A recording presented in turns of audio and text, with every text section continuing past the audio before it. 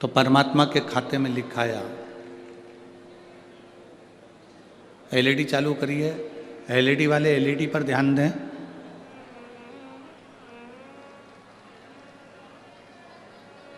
हम जब पुण्य करते हैं, हम जब सत्कर्म करते हैं, हम जब पुण्य करते हैं तो हमको लगता है कि हमने पुण्य करा तो परमात्मा ने अपने खाते में लिखा। हमारे पुण्य पर परमात्मा की दृष्टि है।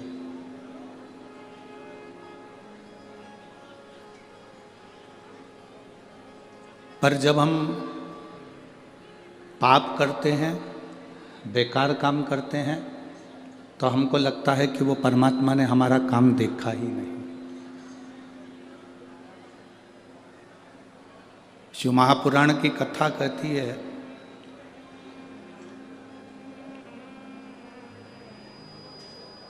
तुम्हारे पुण्य को परमात्मा को अपनी कॉपी में लिखना नहीं पड़ता। तुम्हारे पुण्य को परमात्मा अपनी कॉपी में, क्योंकि तुम्हारा पुण्य वो लिखता नहीं है। तुम्हारा पुण्य तुम्हारे चेहरे से, तुम्हारे स्वरूप से झलकता है। इसलिए पुण्य को लिखने की जरूरत नहीं पड़ती, परमात्मा की कॉपी में पाप लिखाना जरूरी होता है।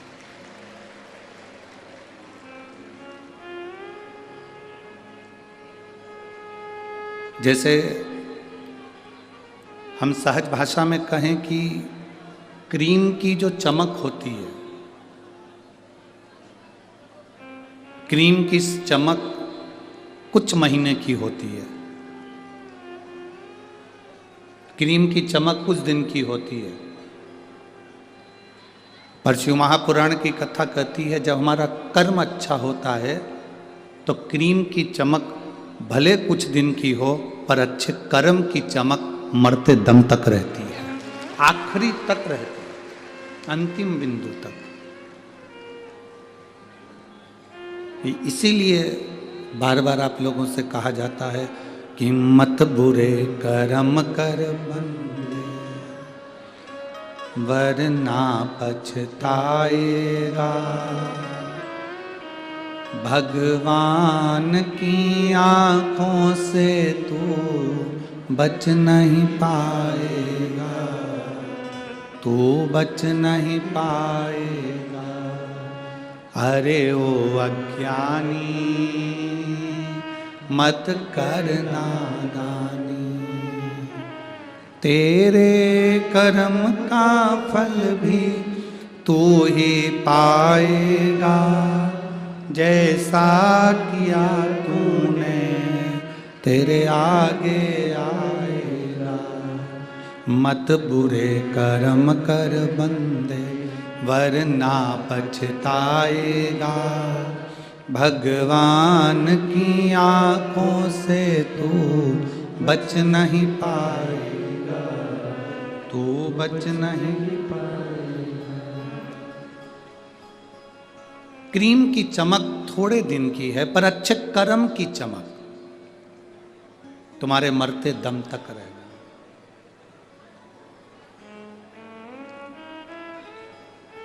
मेरा परमात्मा पुण्य की कॉपी अपने पास में नहीं रखता, क्योंकि पुण्य आपके चेहरे से झलकता है। मेरा परमात्मा पुण्य की किताब अपने पास में नहीं रखता, क्योंकि पुण्य तुम्हारे वाणी से, तुम्हारे चेहरे से, तुम्हारे स्वरूप से झलकता है। मेरा परमात्मा अगर रखता है तो पाप की डायरी अपने पास में रखता है कि इसने पाप कर्म क्या करा।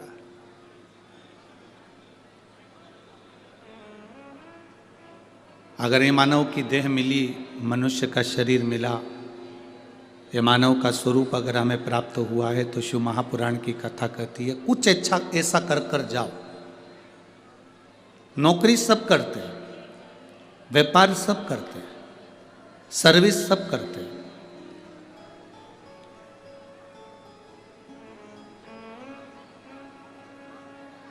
नौकरी सब कर रहे हैं, व्यापार सब कर रहे हैं, सर्विस सब कर रहे हैं, काम धंधा सब कर रहे हैं, सब लगे हैं कहीं ना कहीं किसी ना किसी रूप में।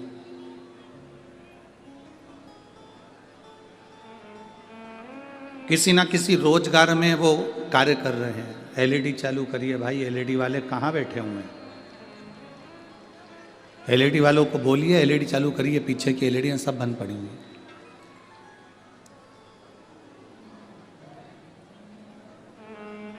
महाराज, ऐसा कोई व्यक्ति नहीं जो अपने कर्म में तल्लीन नहीं।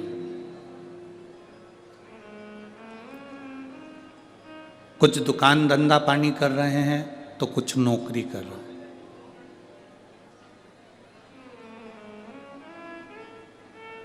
कुछ सब्जी का ठेला भी लगा रहे हैं, कुछ व्यापार भी कर रहे हैं। हर व्यक्ति कुछ ना कुछ कर रहा है। कोई नौकरी कर रहा है, कोई व्यापार कर रहा है। जो नहीं कर रहा है वो दूसरे की टांग खींच रहा है। कर जरूर रहा है।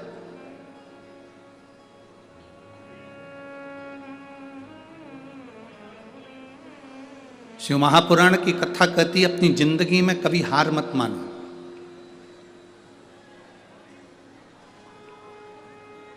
अपने जीवन में कभी हार मत मानो। शिव महापुराण की कथा कहती है कि जिसने जीते जी मरते दम के पहले भी हार मान ली तो समझ लो कि वो जीते जी ही मर गया। जो हार नहीं मानता वो एक दिन जीत कर ही बताता।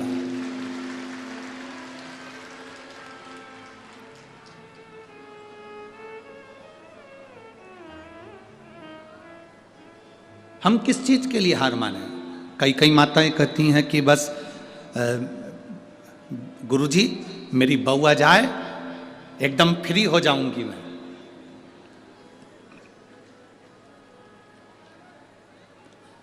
तुम किसी गुरुजी के पास जाकर ये मत कहो कि मेरी बहू आ जाए और मैं एकदम फ्री हो जाऊंगी, बल्कि ये कहो कि मेरी बहू आ जाए और भगवान ऐसा कृपा करना कि मैं अच्छी व्यस्त रहूं।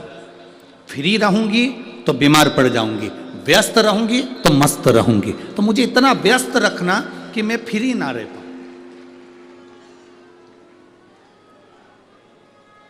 कितनी बड़ी बड़ी आसें लेकर आप लोग बैठे रहते हैं।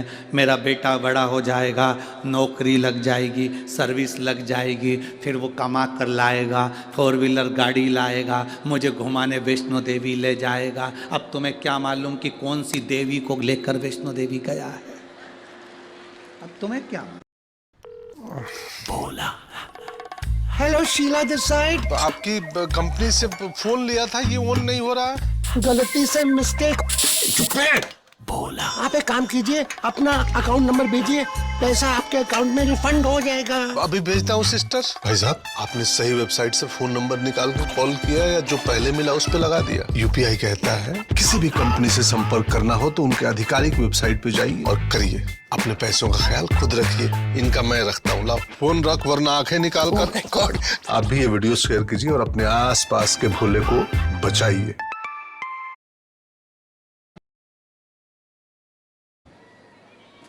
और मेरी बहू का लड़का हो गया, मेरा नाती पंती आ गया, फिर मैं सोने की सीढ़ी पर चढ़ जाऊंगी।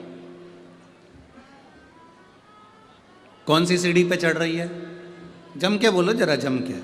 सोने की सीढ़ी पर। क्रिकेट के ग्राउंड की इस कथा में 4 सीढ़ी ऊपर नहीं चढ़ पा रही वो स्टेडियम की, और क्या क्या सोने की सीढ़ी चढ़ेगी? जरा विचार करिए। 4 सीढ़ी चढ़ने में 50 बार सोच रही मां बैठूं।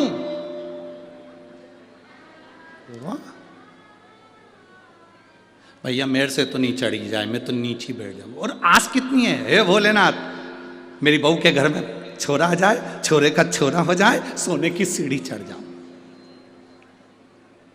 घर की 4 सीढ़ी चढ़ नहीं पा रही, स्टेडियम की 4 सीढ़ी चढ़ नहीं पा रही, और सोने की सीढ़ी चढ़ने की आस लेकर बैठी है। शिव महापुराण की कथा कहती है, कोई आस संसार के लोगों से मत लगाओ। गुरु नानक देव जी ने बाले से कहा था, बाले, जब हम संसार के लोगों से आस लगाते हैं तो वो आस टूटती है, और जब हम ईश्वर से आस लगाते हैं वो हमेशा सफल होती है, टूटती नहीं। अरे नाता एक राम जी से दूजा नाता तोड़ दे, रिश्ता एक श्याम जी से दूजा रिश्ता साधु संगे राम रंगे अंग अंग रंगी है जाई विधि राखे भोले ताई विधि। हम जो आस लगाकर बैठे हैं संसार के लोगों से, वो आस एक ना एक दिन टूटने वाली है, वो आस एक ना एक दिन समाप्त होने वाली है। और यदि हमने आस परमात्मा से लगाई है तो वो आस टूटती नहीं है, समाप्त नहीं होती।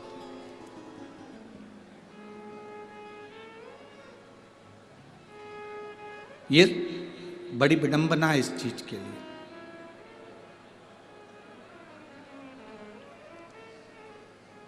एक लड़के ने अपने ऑफिसर से एक प्रश्न किया। एक लड़का अपने ऑफिसर से प्रश्न करा कि सर, गजल में और भाषण में क्या अंतर है? एक लड़के ने अपने ऑफिसर से प्रश्न करा, सर गजल में और भाषण में क्या अंतर है? तो ऑफिसर ने कहा कि ये पब्लिक चिल्ला रही है, आप लोग बैठे हुए हो, थोड़ा ध्यान नहीं दे पा रहे हैं कि क्यों चिल्ला रही है। तो एलईडी चालू करवाओ ना, बोलो उसको, एलईडी वाले को।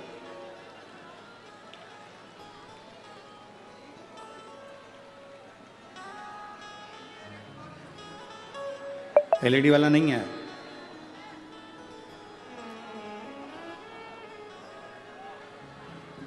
आप लोगों से निवेदन, अगर एलईडी चालू नहीं है तो आप आराम से बैठकर कथा का रसपान ग्रहण करिए। एलईडी वाला यहाँ पर है नहीं, तो आप लोग बैठकर कथा का रस तत्व ग्रहण करिए। समय व्यर्थ ना गंवाएं। बड़ी मुश्किल से ये शिव महापुराण की कथा पंजाब में आई है, इसको दिल से सुने, कानों तक आवाज़ जाए, आप आराम से कथा को सुने। कई लोग ऊपर बैठे हुए हैं, उनको भी एलईडी नहीं दिख रही, पर वो लोग दिल से कथा को सुन रहे हैं। तो आप बार बार कथा में मन लगाएंगे तो अच्छा लगेगा। श्री शिवाय नमस्तु, बोल बम का नारा है बाबा। हम व्यर्थ में एक अपने जीवन को हम व्यर्थ क्यों गवाएं? हम क्यों संसार के लोगों से आस जोड़कर बैठे? हमने परिवार से आस लगाई, हमने नातेदारों से आस लगाई, रिश्तेदारों से हमने आस लगाई, पर भगवान से हम आस लगा कर नहीं बैठे। मेरी भटिंडा की जीजियों और मेरे जीजाओं, मेरी बहनों, मेरी बेटियों, बेटाओं, एक बात अपने भीतर उतार कर रखना। जब हम एक लोटा जल लेकर शंकर जी के मंदिर में जाते हैं और जल, जरा ध्यान देना जितने लोग देख रहे हैं, ये शिवलिंग है, ये जलाधारी है, ये सामने चरण है। शिवलिंग, जलाधारी और यहाँ से जहाँ पानी बहता है वो स्थान। शिवलिंग के ऊपर होती है जलाधारी, जिसमें से एक एक बूंद पानी टपकता रहता है। सबने दर्शन करे हैं ना?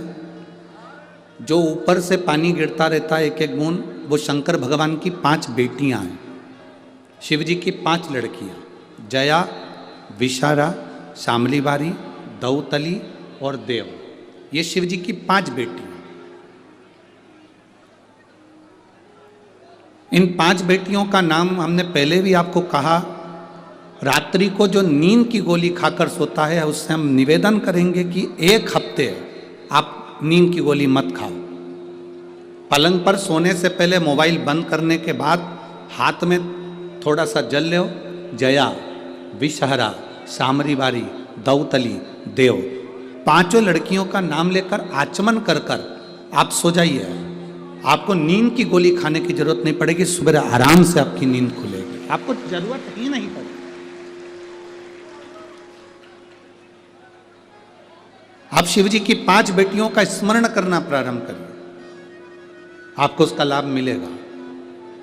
तो ये जलाधारी के ऊपर से जो बूंद बूंद पानी नीचे गिर रहा है, ये जलाधारी, ये जहाँ से जल नीचे बहता है वो स्थान।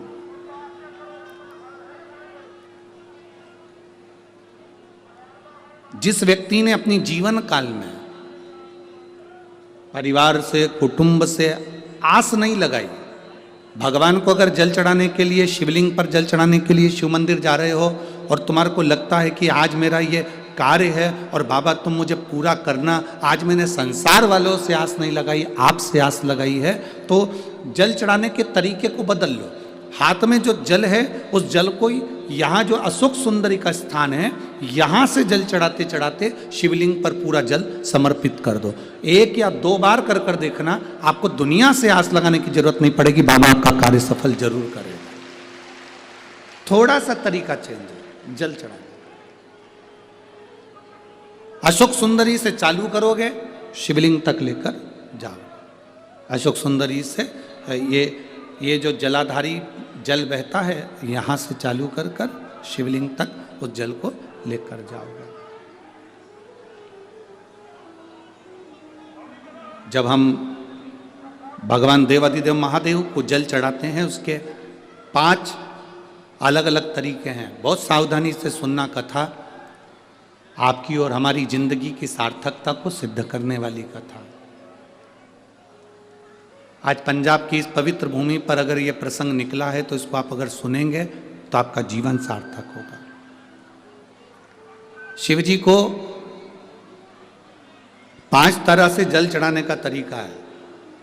जैसे पंचामृत होता है, दूध, दही, शहद, घी, शक्कर, ये सब पंचामृत के अंतर्गत आते हैं, उसी तरह शंकर जी को 5 तरह से जल चढ़ाने का क्रम वर्णित किया गया। अब उसको समझेंगे, बहुत सावधानी से समझिएगा। पहला, जल लेकर आए, सीधे डायरेक्ट शंकर भगवान के शिवलिंग पर चढ़ा दिया, ये प्रथम जल का चढ़ाने का तरीका। दूसरा, जहां से पानी बहकर जाता है, जहां से जल बहकर जा रहा है, उसके ठीक विपरीत जल उत्तर में जा रहा है, आप दक्षिण में खड़े होंगे और दक्षिण में खड़े होकर उत्तर की ओर मुख करेंगे और शिव जी को जल समर्पित करेंगे। ये रोग मुक्ति करने वाला है और हमारे रोग पर हमें विजय प्रदान करने वाला। ये जल चढ़ाने का तरीका। एक, सीधे मंदिर में गए, लोटा भरकर जल उठाया, शिव जी को चढ़ा दिया। दूसरा, जल जहाँ से पानी बहता है, शिव जी का चढ़ा हुआ जल जहाँ से बहकर जाता है, उसके ठीक विपरीत में शिव जी का जल इधर जा रहा है तो तुम यहाँ खड़े हो, तुम यहाँ बैठो, यहाँ मत बैठना, यहाँ मत बैठना, इधर बैठो। अगर रोग का निवारण है तो यहाँ बैठकर। तीसरा, अशोक सुंदरी से जल चढ़ाते चढ़ाते शिवलिंग तक लेकर जाना और शंकर भगवान के शिवलिंग पर पूर्ण जल समर्पित करना। ये तीसरा तरीका, ये कार्य की सिद्धता के लिए। हम जब किसी से आस ना लगाकर परमात्मा से विनती करते हैं तो वो विनती करने का तरीका। तीसरा। चौथा, शिव जी पे चढ़ा हुआ जल 5 जगह पर समर्पित करना। गणेश जी, कार्तिकेय, अशोक सुंदरी, शिवलिंग और जलाधारी। ये चौथा क्रम है। जब जिस नारी का, जैसे एक पत्र है, देखिए,